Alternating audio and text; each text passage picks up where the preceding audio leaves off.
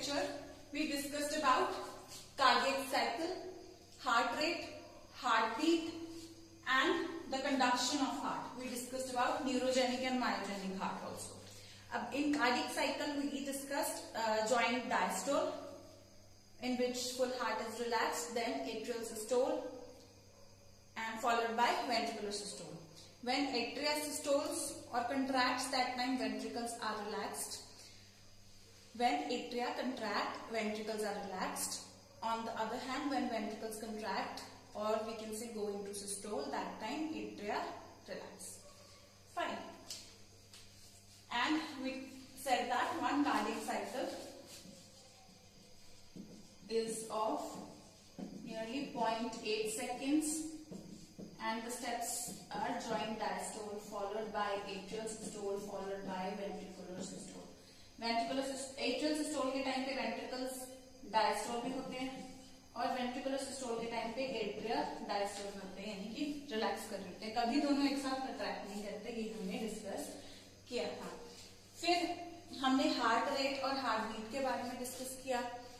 Heart beat में हमने देखा कि जब टर्न वाइज हार्ट कंट्रैक्ट या रिलैक्स करता है, कंट्रैक्ट करता है, वो हार्ट को ब्लड को आगे पंप करने के लिए, रिलैक्स करता है वो ब्लड को रिसीव करने के लिए, उस चीज को हम हार्ट बीट बोल देते हैं. और हार्ट साउंड्स क्रिएट होते हैं जब लब क्रिएट होता है, जब tricuspid and bicuspid valve close होते हैं, यानी कि एट्रियोवेंट्रिकुलर वॉल्व्स हम कह सकते हैं कि जब क्लोज होते हैं तब लब यानी कि फर्स्ट हार्ट साउंड क्रिएट होता है. सेकेंड हार्ट साउंड क्रिएट होता है जब दोनों सेमील्यूनर वॉल्व्स क्लोज होते हैं. तो लब डब एक तरीके से इस तरीके से बीट होते हैं, साउंड्स क्रिएट होते हैं, I mean heart sounds create होते हैं. क्लियर? और हार्ट साउंड में कोई गड़बड़ हो या डेविएशन हो तो उससे वो किसी न किसी डिजीज को सिग्निफाई करेगा. फिर हमने देखा कि ये चीजें एक रिदम में चल रही हैं, तो जो 72 बीट्स पर मिनट एक रिदम, एक सुर में चल रही हैं. जब ये रिदम में चलती रहती है तब तक इसको रिदमिया बोलते हैं. जब रिदम खराब हो जाता है एरिदमिया बोलते हैं. और जब हार्ट रेट फास्ट हो जाता है तब हम इसको टैकीकार्डिया बोलते हैं. जब हार्ट रेट स्लो हो जाता है तब हम इसको ब्रैडीकार्डिया बोलते हैं. क्लियर? और वो different bradycardia, tachycardia different disorder signify भी करते हैं. देन हमने कि हार्ट को मैसेज कहाँ से आता है बीट होने के लिए, उसके बारे में हमने डिस्कस किया. न्यूरोजेनिक हार्ट्स में नर्वस सिस्टम से आता है, जैसे कि एनालिड्स और आर्थ्रोपोड्स में होता है. एनालिड्स आप ध्यान में रख सकते हो अर्थवर्म के एग्जांपल से, अर्थवर्म के एग्जांपल से, और आर्थ्रोपोड कॉकरोच के एग्जांपल से आप ध्यान में रख सकते हो. दूसरी तरफ मायोजेनिक हार्ट के बारे में मैंने आपको बताया कि जो हार्ट का अपना मस्कुलेचर ही होता है, हार्ट के अंदर का ही कोई ना कोई मसल होता है जो इसको बार बार मैसेज भेजता है बीट करने के लिए. जैसे कि इस केस में हमने ऐसे नोट देखा था, तो ऐसा हार्ट अपने आप से ही एक्साइट हो रहा है, तो बाहर से इसको जरूरत नहीं पड़ रही.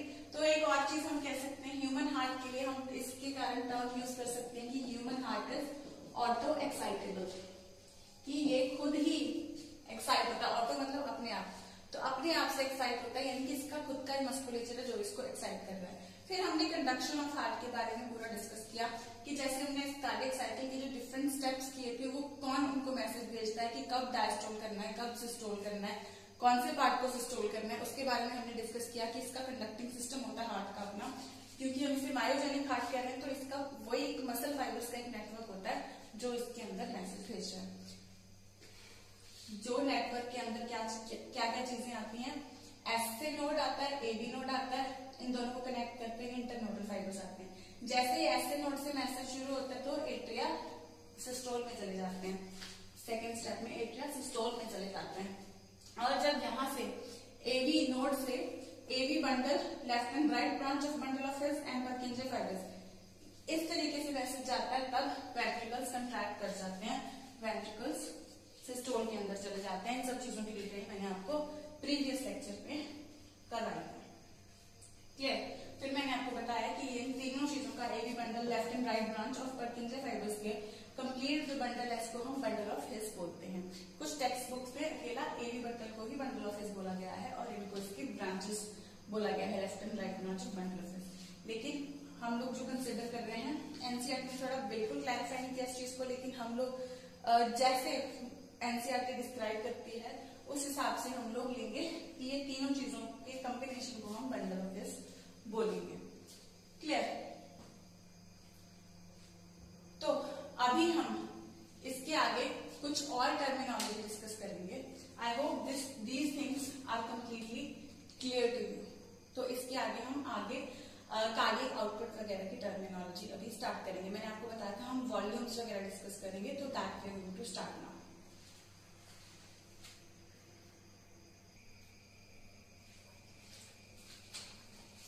नेक्स्ट हम जो टर्म करने जा रहे हैं that is cardiac output. Output का क्या मतलब होता है? किसी भी चीज की, किसी भी मशीनरी की या किसी भी फॉर्म की हम देखते हैं आउटपुट क्या है, यानी कि वो किस हद तक काम कर रहा है। एक तरीके से कार्डियक यानी हार्ट क्या आउटपुट दे रहा है, हार्ट क्या काम कर रहा है। तो हार्ट का मेनली काम क्या है? ब्लड को पंप करना, आगे ये बॉडी तक पहुंचाने के लिए इधर से पंप हो जाता है और यहाँ पर ऑक्सीजनेट होने के लिए पंप हो जाता है। तो कार्डियक आउटपुट हम कैसे डिफाइन कर सकते हैं हार्ट का आउटपुट? तो cardiac output can be defined as volume of blood pump by each ventricle per minute. Volume of blood pumped by each ventricle per minute. एक वेंट्रिकल एक मिनट के अंदर कितना ब्लड पंप कर सकता है, वो हो गया cardiac output. Volume of blood pumped by each ventricle, I repeat, volume of blood pumped by each ventricle per minute can be defined as cardiac output. अब एक मिनट के अंदर यानी कि वो क्या परफॉर्मेंस दे रहा है, हम उस हिसाब से कैलकुलेट कर रहे हैं। तो क्योंकि एक मिनट के अंदर कर रहे हैं तो हम इसके लिए एक और टर्म यूज कर सकते हैं, ऑल्सो कॉल्ड मिनट वॉल्यूम। इसको हम मिनट वॉल्यूम भी बोल सकते हैं क्योंकि एक मिनट में ये कितना ब्लड पंप कर रहा है। So cardiac output can also be called as minute volume. एक हम इसका फॉर्मूला लगा लेते हैं बच्चों, कार्डियक आउटपुट। कार्डियक आउटपुट का फॉर्मूला अगर लगाएं तो फॉर्मूला को हम लगा लेते हैं stroke volume into heart rate. Stroke volume into heart rate. Heart rate जैसे मैंने आपको बताया था कि नॉर्मली हम लेते हैं 72 बीट्स पर मिनट आपके सिलेबस में, लेकिन ये कुछ वेरी भी कर सकता है, लेकिन आपने आंसर 72 बीट्स पर मिनट ही लगाना है। और इसको मेजर करने के लिए मैंने आपको बताया था हम इंस्ट्रूमेंट यूज करते हैं स्टेथोस्कोप। मैं दिखा देती हूँ आपको स्टेथोस्कोप कैसा दिखता है। ये एक स्टेथोस्कोप होता है बच्चे, इससे हम हार्ट रेट मेजर कर सकते हैं। ये इसका चेस्ट पीस होता है जो हम हार्ट के रीजन में चेस्ट पे लगाते हैं, और ये ईयर पीस होते हैं जिसको हम कान पे लगा सकते हैं।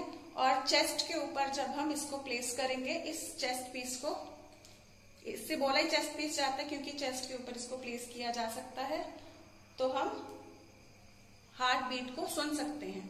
हम क्या करते हैं, एक मिनट के अंदर हम टाइमर लगा सकते हैं कि एक मिनट के अंदर टोटल बीट्स को काउंट कर सकते हैं।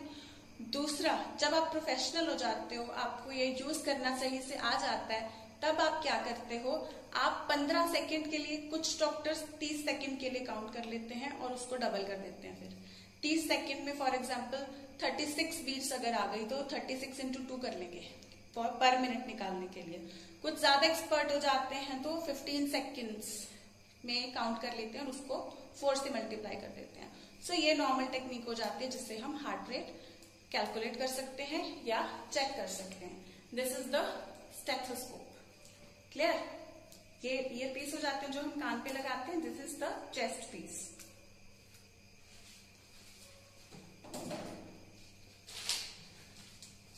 देन चलो हार्ट रेट का हमें पता चल जाएगा, स्टेथोस्कोप से चेक कर लेंगे। स्ट्रोक वॉल्यूम का क्या मतलब है? स्ट्रोक वॉल्यूम का क्या मतलब है? स्ट्रोक वॉल्यूम को भी अब डिफाइन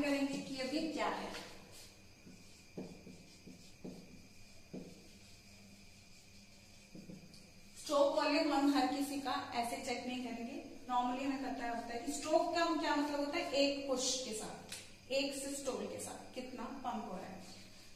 सो स्ट्रोक हम कहेंगे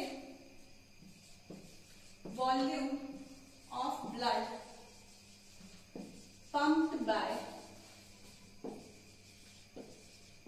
each ventricle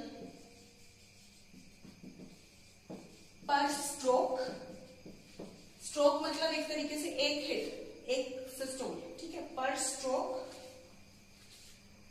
या हम कह सकते हैं पर बीट या पर कार्डियक साइकिल। क्योंकि एक कार्डियक साइकिल के टाइम पे एक बीट होगी ऑब्वियसली टोटल, तो हार्ट साउंड हमें कौन से, एक लब एक डब सुनेगा, क्लियर। और पर स्ट्रोक यानी कि एक बार में जब ये वेंट्रिकल स्ट्रोक करेंगे तो कितना ब्लड आगे भेजेंगे। So volume of blood pumped bye each ventricle पर स्ट्रोक और पर बीट और पर cardiac cycle, clear, that will be stroke volume. अब स्ट्रोक वॉल्यूम जो नॉर्मली हम लेते हैं या होता है, स्ट्रोक वॉल्यूम नॉर्मली कितना होता है, नियरली 70 ml होता है, 70 मिलीलीटर्स। और हार्ट रेट हमने देखा था कि कितना होता है, 72 बीट्स पर मिनट होता है, 72 बीट्स पर मिनट, क्लियर। तो अब कार्डियक आउटपुट कैसे कैलकुलेट करेंगे, इन दोनों को मल्टीप्लाई करके। तो ये इन दोनों को मल्टीप्लाई करके कार्डियक आउटपुट कितना आता है, नियरली आप देखोगे तो ये वैल्यू निकल करके आती है। स्ट्रोक वॉल्यूम हमने देखा कितना है, 70 ml। तो stroke volume which is 70 ml, 70 into 72 करेंगे तो ये नियरली आ जाता है 5250 के आसपास, इतना मिलीलीटर्स। यानी कि हार्ट इतना मिलीलीटर्स ब्लड पंप कर रहा है एक मिनट के अंदर, एक मिनट के अंदर each ventricle is pumping this much blood. इसको अगर लीटर्स में कन्वर्ट करेंगे तो it comes out as this many litres. So this is cardiac output. कितना हो गया, नियरली 5 लीटर्स हो गया, 5 to 5.5 लीटर्स के आसपास हो गया। तो इतना ही वैल्यू हमने क्या किया था, total amount of blood in the body. याद है, total amount, total volume of blood in the body I told you कितना होता है, 5 to 6 लीटर्स या 5 to 5.5 लीटर्स। तो ये नियरली उतना ही आ गया। तो हम अज्यूम कर सकते हैं कि इतना ही पूरा का पूरा बॉडी में जितना भी पूरा का पूरा ब्लड है वो हार्ट एक मिनट के अंदर हार्ट से गुजर जाता है। यानी कि अब देखो, हमें ये भी पता है कि वेंट्रिकल्स ऑक्सीजनेशन के लिए भी ब्लड को भेज देते हैं। तो हम कह सकते हैं कि हार्ट की पूरी बॉडी में जितना भी ब्लड है वो एक मिनट के अंदर अंदर ऑक्सीजनेट भी हो जाता है, एक बार ऑक्सीजनेट भी हो जाता है।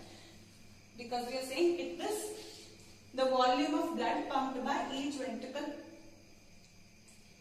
पर मिनट इज कार्डियक आउटपुट। तो एक मिनट के अंदर अगर हम कह रहे हैं कि 5 लीटर्स के आसपास है, तो एक मिनट के अंदर यानी कि अगर ये 5 लीटर्स ब्लड पंप कर रहा है तो 5 लीटर्स यानी कि साफ करवा के भेज देता है।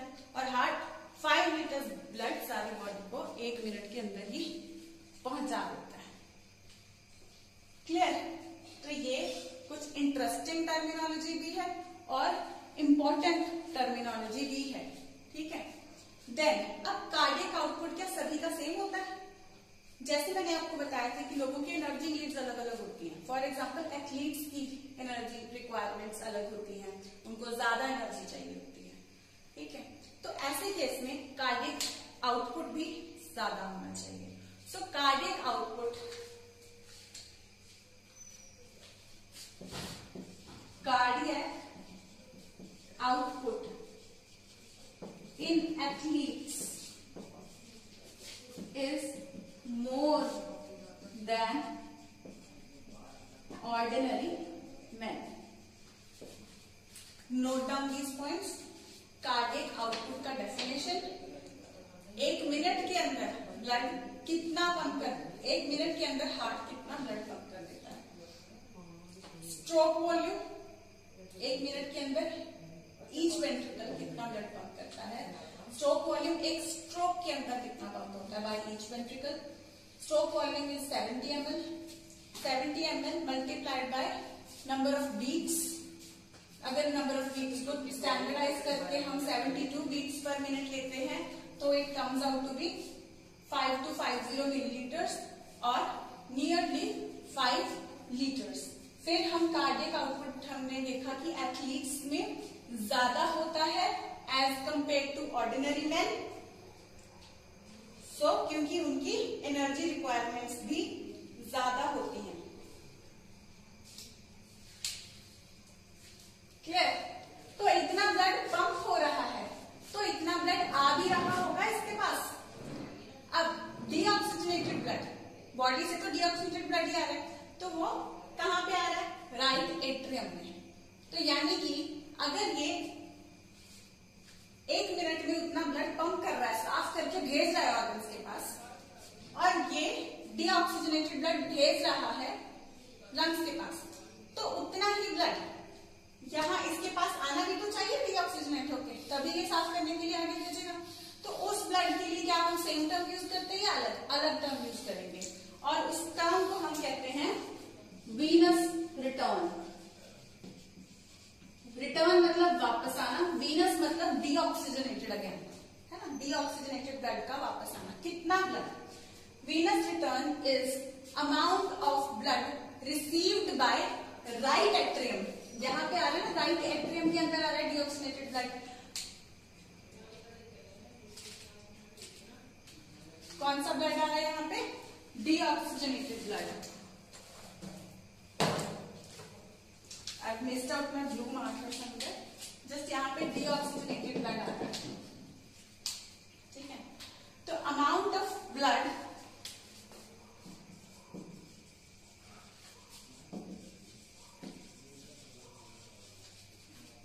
received by right atrium, and obviously we know that it is deoxygenated blood. Amount of blood received by the amount of deoxygenated blood received by right atrium in 1 minute is venous return. आप VRCO आप ऐसे मत लिखना, ठीक है, मैं explain कर रही हूँ जस्ट इसलिए लिख रही हूँ। अब इन नॉर्मल कंडीशंस जैसे मैंने आपको बताया कि उतना ही आएगा और उतना ही जाएगा अगर हार्ट प्रॉपर फंक्शन कर रहा है तो। क्लियर? और आपके स्टेज पे हम लोग ज्यादा भी नॉर्मैलिटी कर रहे हैं। तो नॉर्मल केसेस में venous return is equal to cardiac output. CO से रिप्रेजेंट कर रही हूं मैं, आप लोग पूरा लिखना कार्डियक आउटपुट वीनस रिटर्न। तो in normal cases what happens is normally venous return is equal to cardiac output and that is equal to nearly 5 to 5.5 liters. That means the whole amount of blood comes out for purification in 1 minute. The whole amount of blood in the body gets oxygenated in 1 minute. The whole amount of blood in the body is given to the body in 1 minute to be used up. Just note down these points. They are very important points before we move further.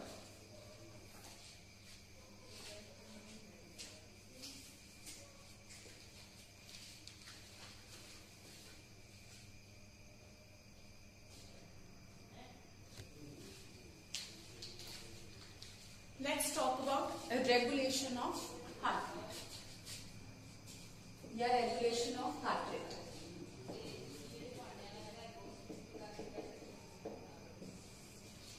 अब normally जैसे मैंने आपको बताया था कि human heart is myogenic और auto excitable. यानी कि इसकी खुद का ही एक पार्ट होता है, एक मस्कुलेचर, ऐसे नोट जो इसको एक्साइट कर रहा है, ठीक है। तो regulation of heart rate is normally myogenic, normal conditions में कि नॉर्मल बस हार्ट बीट करता रहे सिंपली, तो उसके लिए ये मायोजेनिक ही है, इसका अपना मस्कुलेचर उसमें हेल्प कर रहा है। क्लियर? बट कई बार जरूरत होती है हार्ट रेट बढ़ाने की भी, जैसे हम कई बार भाग रहे होते हैं तो हमें ज्यादा एनर्जी चाहिए होती है। आपने देखा होगा कि हम भाग के हटते हैं तो आपकी हार्ट बीट बहुत ज्यादा फास्ट हुई होती है, हार्ट रेट फास्ट होता है। तो नॉर्मल से उतना एनर्जी हमें नहीं मिल पाएगा, तो हार्ट रेट बढ़ाना पड़ेगा। उसके बाद जब हम रिलैक्स हो जाते हैं तो हार्ट रेट कम होना शुरू हो जाता है, फिर से नॉर्मलाइज होना शुरू हो जाता है। तो इन दोज कंडीशंस या in any other condition where increase in heart rate और decrease in heart rate is required, तो क्या ब्रेन पार्टिसिपेट करेगा उसमें? न्यूरल कंट्रोल होगा? बिल्कुल। आपकी ह्यूमन फिजियोलॉजी में 2 चैप्टर्स हैं कंट्रोल एंड कोऑर्डिनेशन के अंदर, एक है न्यूरल कंट्रोल एंड कोऑर्डिनेशन, दूसरा है chemical control and integration. Chemical में आता है एंडोक्राइनोलॉजी, यानी कि हॉर्मोन्स की बात कर रहे हैं हम, और न्यूरल कंट्रोल एंड कोऑर्डिनेशन में नर्वस सिस्टम आता है, जहां पे ब्रेन के कंट्रोल की बात कर रहे हैं। सिमिलरली आप लोगों ने in your previous classes like 10th standard आपने एक चैप्टर किया है कंट्रोल एंड कोऑर्डिनेशन, उसमें भी आप स्टार्टिंग में नर्वस सिस्टम की डिस्कशन करते हैं कि वो कैसे कंट्रोल करता है, देन एंडोक्राइन सिस्टम। तो ये दोनों कंट्रोल एंड कोऑर्डिनेशन करते हैं। Similarly as and when required, यहाँ पे भी नर्वस सिस्टम और एंडोक्राइन सिस्टम यानी कि हॉर्मोन्स का सिस्टम, ये दोनों ही रोल प्ले करते हैं। अगर हम न्यूरल कंट्रोल की बात करें, हार्ट रेट हमारे कंट्रोल में नहीं है, ऑब्वियसली हम खुद की अपनी मर्जी से हार्ट रेट बढ़ा नहीं सकते, कम नहीं कर सकते। तो ऐसा ब्रेन का सिस्टम जो हम कंट्रोल नहीं कर सकते उसको हम बोलते हैं ऑटोनॉमिक नर्वस सिस्टम। उस पार्ट को हम बोलते हैं ऑटोनॉमिक नर्वस सिस्टम। ये इसकी हम कंप्लीट डिटेल वगैरह क्या होता है क्या नहीं होता ये सब हम नर्वस सिस्टम में डिटेल में करेंगे।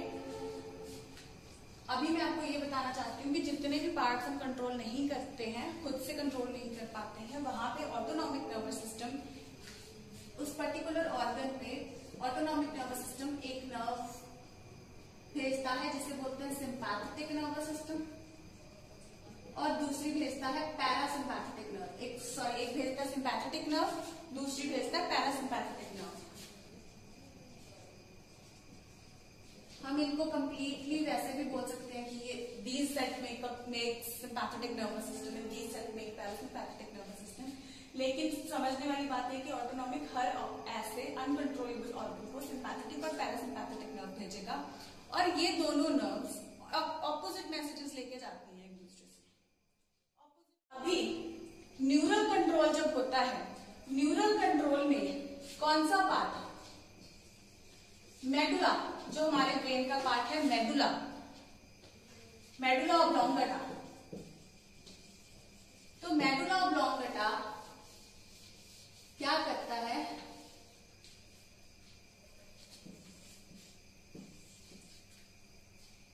एस्टे नोड को मैसेज भेजेगा मेडुला ऑब्लोंगेटा में। एक्चुअली मेडुला ऑब्लोंगेटा में 2 सेंटर्स होते हैं, इसी ऑर्गन के अंदर 2 सेंटर्स होंगे। एक को हम बोलेंगे कार्डियो एक्सेलरेटर सेंटर, और दूसरे सेंटर को हम बोलेंगे कार्डियो, ये सिर्फ स्केमेटिक शो कर रही हूं मैं आपको, कि ऐसे 2 पार्ट्स होते हैं इसके, कार्डियो इनहिबिटर सेंटर। तो अब कार्डियो एक्सेलरेटर सेंटर से एक नर्व जाती है और एक नर्व जाती है कार्डियो इनहिबिटर सेंटर से हार्ट के एस्टे नोड को, ठीक है। तो कार्डियो एक्सेलरेटर सेंटर एक्सेलरेशन करवाएगा, ऑब्वियसली इनहिबिटर इनहिबिशन कराएगा। तो यहां से एक्सेलरेटर से कौन सी नर्व? एक सिंपैथेटिक नर्व जा रही है, और कार्डियो इनहिबिटर सेंटर से जा रही है पैरासिम्पैथेटिक नर्व। पैरासिम्पैथेटिक नर्व जा रही है। तो अब ये सिंपैथेटिक नर्व जब यहां पे आएगी, ये मेडुला ऑब्लोंगेटा के कार्डियो एक्सेलरेटर सेंटर से जा रही है सिंपैथेटिक, इनहिबिटर सेंटर से जा रही है पैरासिम्पैथेटिक।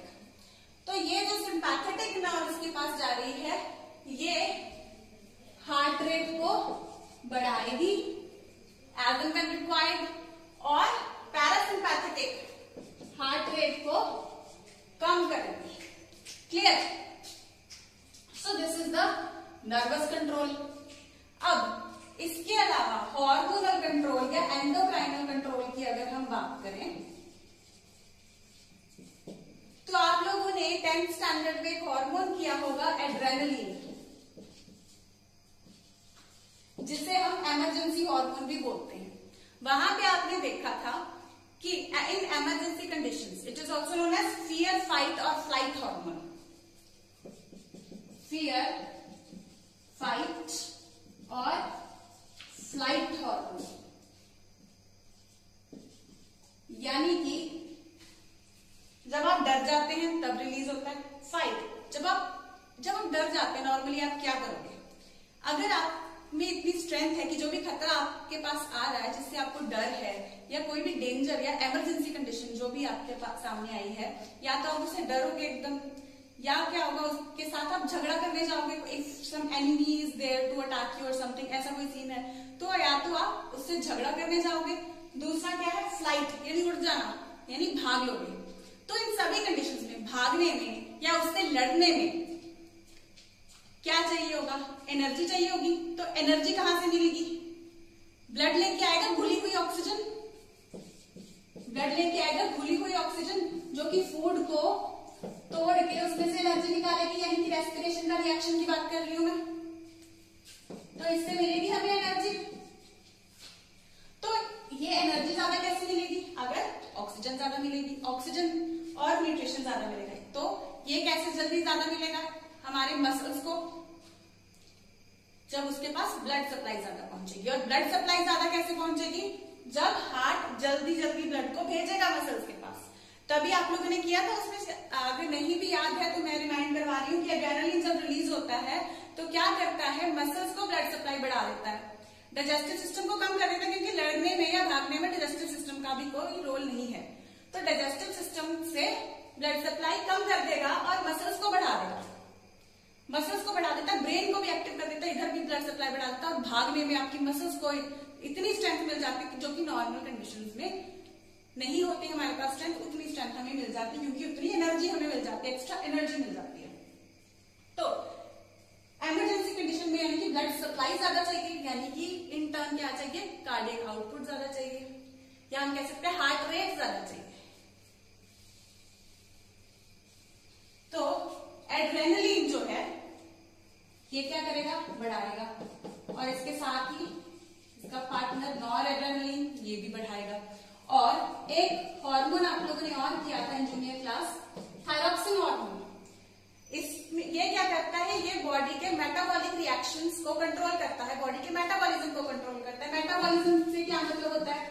मेटाबॉलिज्म से मतलब होता है हमारी बॉडी में जितने भी केमिकल रिएक्शंस हो रहे हैं उनकी स्पीड।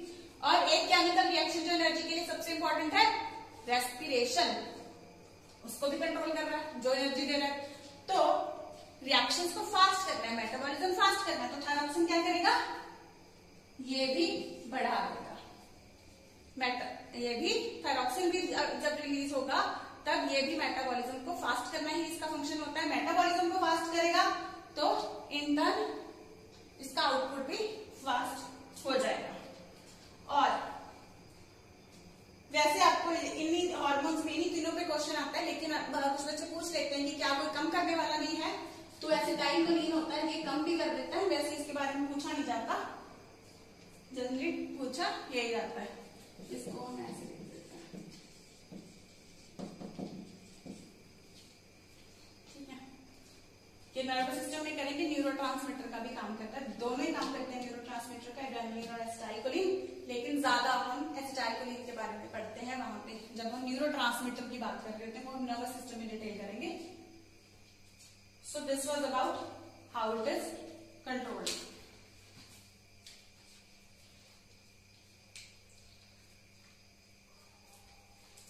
तो अभी हार्ट की एक्टिविटीज को हम रीड कैसे करेंगे, कैसे हम नोटिस करेंगे, उसके बारे में हम पढ़ेंगे। आपने मूवीज वगैरह में देखा होगा, कई बार क्या होता है, मशीनरी सी वो दिखती है जो जिसके ऊपर इस टाइप की कोई वेव सी बन रही होती है, इस टाइप।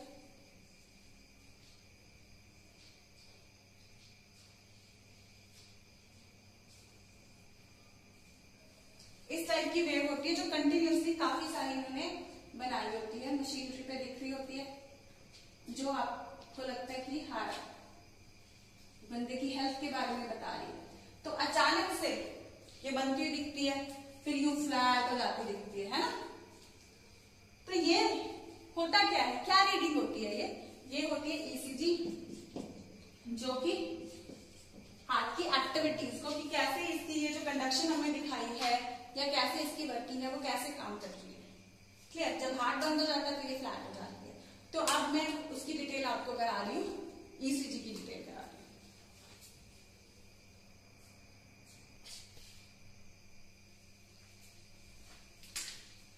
अभी we are going to start with ECG, यानी कि इलेक्ट्रोकार्डियोग्राम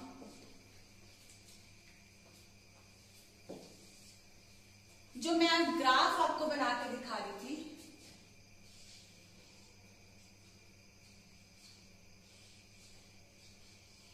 दिस ग्राफ, इस ग्राफ को हम कहते हैं इलेक्ट्रोकार्डियोग्राम। और जिस मशीन के साथ इसको मेजर किया जाता है उससे कहा जाता है मेजर्ड बाय इलेक्ट्रोकार्डियोग्राफ। बिल्कुल सही। ये जो चीज हमें डायग्राम जो ग्राफ जैसी लग रही है नॉर्मली, इसे हम ग्राम बोलते हैं, और जिस मशीन से मेजर करते हैं उसे इलेक्ट्रोकार्डियोग्राफ बोलते हैं।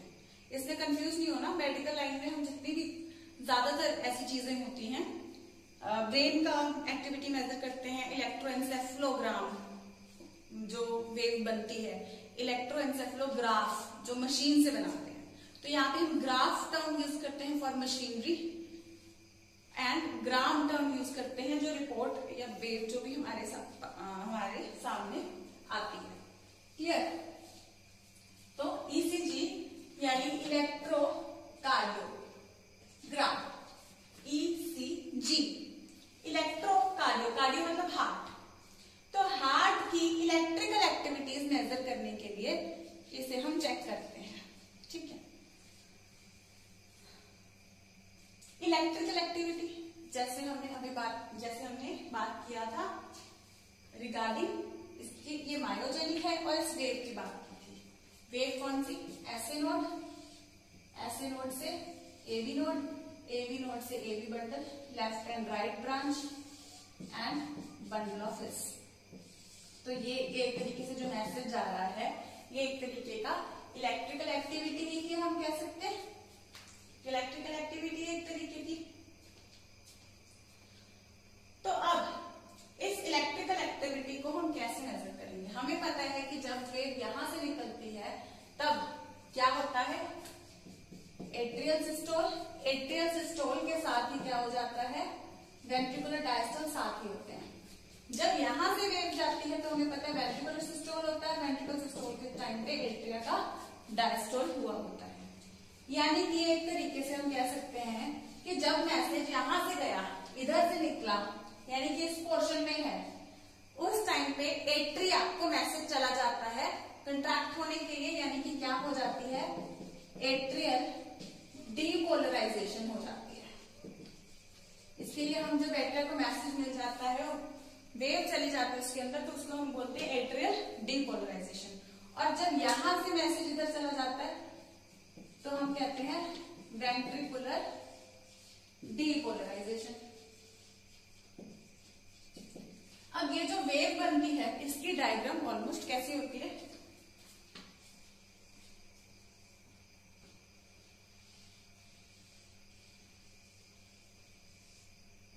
कुछ इस तरीके की डायग्राम एक वेव की बनती है। P, Q, R, S and T। और कुछ केसेस में आप सीनियर क्लास में जब जाओगे तो यहाँ पे एक छोटा सा U भी बना देते हैं, जो अभी हमारे सिलेबस में नहीं है। ठीक है जी? तो अब ये एक वेव बनती है। तो ये इलेक्ट्रोकार्डियोग्राफ के अंदर हम काउंट भी कर सकते हैं 1 मिनट के अंदर कितनी वेव्स जा रही हैं, उससे हमें बीट्स पर मिनट भी मिल जाएंगी। और यहाँ पे ये जो बनती है इसकी हर एक लेंथ का, पी क्यू लेंथ का, पी आर लेंथ का, हर सेगमेंट का और हर सेगमेंट और इन चीजों की हाइट्स का और लेंथ्स का पूरा पूरा इंपॉर्टेंस होता है। इनमें जहां पे भी कोई चेंज आता है वो किसी ना किसी डिजीज को सिग्निफाई करता है। हम उन हर सेगमेंट के चेंज पे जो डिजीज सिग्निफाई होता है हम उसकी डिटेल +1 और 2 में नहीं करते हैं, वो आप कॉलेज में जाके, मेडिकल कॉलेज में जाके करेंगे। अभी सिग्निफिकेंस हम सिर्फ करेंगे कि P किसको रिप्रेजेंट करता है, QRS को हम एज कम्प्लेक्स लेते हैं। इस स्टेज पे QRS कम्प्लेक्स बोला जाता है इन 3 वेव्स के कॉम्बिनेशन को। P को P वेव, QRS कम्प्लेक्स और T वेव, इनको ऐसे पढ़ा जाता है। अब हम सीक्वेंस वाइज कर लेते हैं। P वेव इस चीज को सिग्निफाई करती है। ओके, सबसे पहले तो इस वेव को कैसे लाया जाता है, कैसे जो स्क्रीन पे जो आप मूवीज में देखते हो स्क्रीन पे ये कैसे आ जाती है। एक्चुअली होता क्या है, इस मशीन के साथ 3 लीड्स अटैच करते हैं हम लोग। उसमें से जो 2 लीड्स होते हैं वो हम अटैच करते हैं अपनी दोनों रिस्ट के साथ, पेशेंट की दोनों रिस्ट के साथ, कलाई के साथ, जहां पे वो पल्स सुनती है ना, तो उस कलाई के साथ। देन एक लीड हम कनेक्ट कर देते हैं लेफ्ट एंकल के पास, ठीक है। तो ये 3 लीड्स, और इसको और अच्छे से एनहांस करने के लिए हम extra pieces we can attach on the chest region also, extra leads लगा सकते हैं, लेकिन ये तीनों कंपल्सरी है। ये तीनों कंपल्सरी है, इसके साथ में हम extra leads we can attach to the chest region. तो उसके बाद हमारे पास वो जब मशीनरी की लीड्स को हमने बॉडी के साथ इस तरीके से अटैच कर दिया है, तो हमारे पास ये वेव इलेक्ट्रोकार्डियोग्राफ के ऊपर ये वेव आनी शुरू हो जाती है। कंटिन्यूस वेव्स, जैसे 72 बीट्स पर मिनट अगर पेशेंट का हार्ट रेट है तो 72 सेट्स ऑफ वेव्स जाएंगी 1 मिनट के अंदर स्क्रीन के ऊपर, ठीक है। और कोई भी गड़बड़ होगी तो हम वहां से डिजीज भी चेक कर सकते हैं, ठीक है। आजकल नॉर्मली आपने देखा होगा कि ईसीजी पूरी रिपोर्ट आपको हैंडओवर कर दी जाती है। जब भी आप कोई कार्डियक चेकअप कराने जाते हैं तो ईसीजी रिपोर्ट्स आपको दिखाई जाती हैं और आपको हैंडओवर भी कर देते हैं आजकल। तो अभी क्या इनके डिफरेंट पार्ट्स की इंपॉर्टेंस है। P wave represents atrial depolarisation, यानी कि यहां से जब मैसेज निकला ऐसे नोड से, इस पोर्शन से जब मैसेज निकला एट्रिया को, यानी जब मैसेज चला गया एट्रिया को, इस पोर्शन से जब मैसेज निकला और एट्रिया को जब मैसेज मिल गया, एट्रिया यानी जब डीपोलराइज हो गए, इनको जब मैसेज मिल गया फॉर कंट्रैक्शन, तो वो एट्रियल डीपोलराइजेशन के टाइम पे P वेव बन जाती है। उसके बाद जो ये QRS कम्प्लेक्स बनता है, QRS कम्प्लेक्स वेव यानी कि 3 वेव्स की बनी हुई है, जिसमें से कि आप देख सकते हैं QS नीचे की तरफ बनती है, नेगेटिव वेव्स हैं, ठीक है। तो QRS कम्प्लेक्स जब बनता है, ये कब बनता है, वेंट्रिकुलर डीपोलराइजेशन के टाइम पे।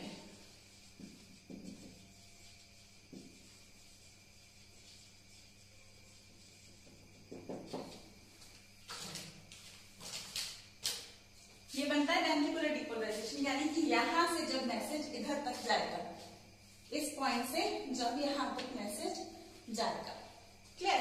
वेंट्रिकल्स को जब मैसेज पहुंचेगा, जब एट्रिया को मैसेज पहुंचा तो P वेव, जब QRS को पहुंचा तब,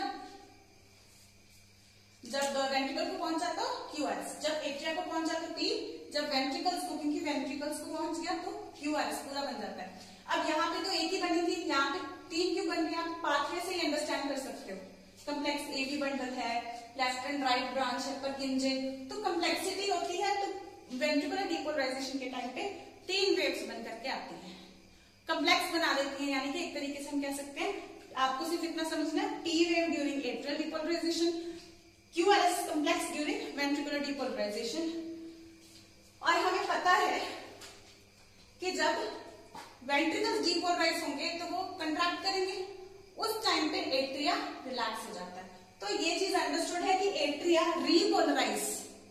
रीपोलराइज यानी रिलैक्स हो गए हैं क्यूआरएस के टाइम पे, ठीक है। और अब टी वेव कब बनेगी? टी वेव बनती है वेंट्रिकुलर रीपोलराइजेशन पे। मैंने जो फॉर्मर पॉइंट आपको इससे पहले जो पॉइंट बताया है कि क्यूआरएस के साथ ही एट्रिया रीपोलराइज हो जाते हैं, तो वो इसलिए बताया क्योंकि जैसे ही मैं बताती हूँ P wave atrial depolarise, atria को मैसेज गया डीपोलराइज हो गए, यानी कि यहां से मैसेज निकला। क्यूआरएस कॉम्प्लेक्स इस पोर्शन में आया, वेंट्रिकल्स डीपोलराइज हो गए। उसके बाद टी वेव वेंट्रिकल्स रीपोलराइज हो गए। तो ज्यादातर आपके दिमाग में क्वेश्चन आएगा वेंट्रिकल रीपोलराइज हो गए यानी रिलैक्स हो गए, वो आपने बता दिया, बट एट्रिया रिलैक्स हुई तब कौन सा वेव? तब हम पता होना चाहिए कि as soon as atria depolarise हो गए, उसके बाद अगर वेंट्रिकल डीपोलराइज हो गए, दोनों एक साथ डीपोलराइज नहीं होते हैं। जब वेंट्रिकल्स डीपोलराइज होते हैं उसी टाइम पे एट्रिया डीपोलराइज हो जाते हैं साथ ही। सो इस टाइम पे एट्रिया डीपोलराइज और इस टाइम पे वेंट्रिकल डीपोलराइज हो जाते हैं और इसी टाइम पे वेंट्रिकल्स डीपोलराइज भी हो जाते हैं। लेकिन ये वेव रिप्रेजेंट वेंट्रिकुलर डीपोलराइजेशन को कर रही है। हम ये पॉइंट लिखेंगे, क्यू वेव रिप्रेजेंट कर रही है वेंट्रिकुलर रीपोलराइजेशन को। तो इस तरीके से ऐसी जितनी भी वेव्स बन जाएंगी 1 मिनट में हम हार्ट रेट भी कैलकुलेट कर सकते हैं। इन वेव्स की लेंथ में या इस वेव के फॉर्मेशन में हमें कोई ना कोई डिफॉर्मेशन दिखे, इसकी कोई ना कोई डिफरेंस दिखे इसमें, तो उससे हम डिजीजेस भी डायग्नोज कर सकते हैं। सो this is about the how we can measure the electrical activity of heart. That's all for today. I hope you have understood the terminology that we have used today: cardiac output, stroke volume, venous return, ECG. All these terminologies are very important. All these terms are very important, and you must learn all the terms by heart. And ECG is very important. ये आपको theory point of view से भी आ जाता है और MCQs में बच्चे बहुत ज्यादा इन चीजों में 3 पॉइंट, लेकिन इसी को घुमा फिरा के क्वेश्चन पूछे जाते हैं। तो आप इसको फिक्स कर लीजिए अपने दिमाग में अच्छे से। Repeat the video, revise it again and again, revise it from your study material and learn it well. Conduction वाला टॉपिक और ये टॉपिक्स बहुत ज्यादा इंपॉर्टेंट है। Thank you so much for listening.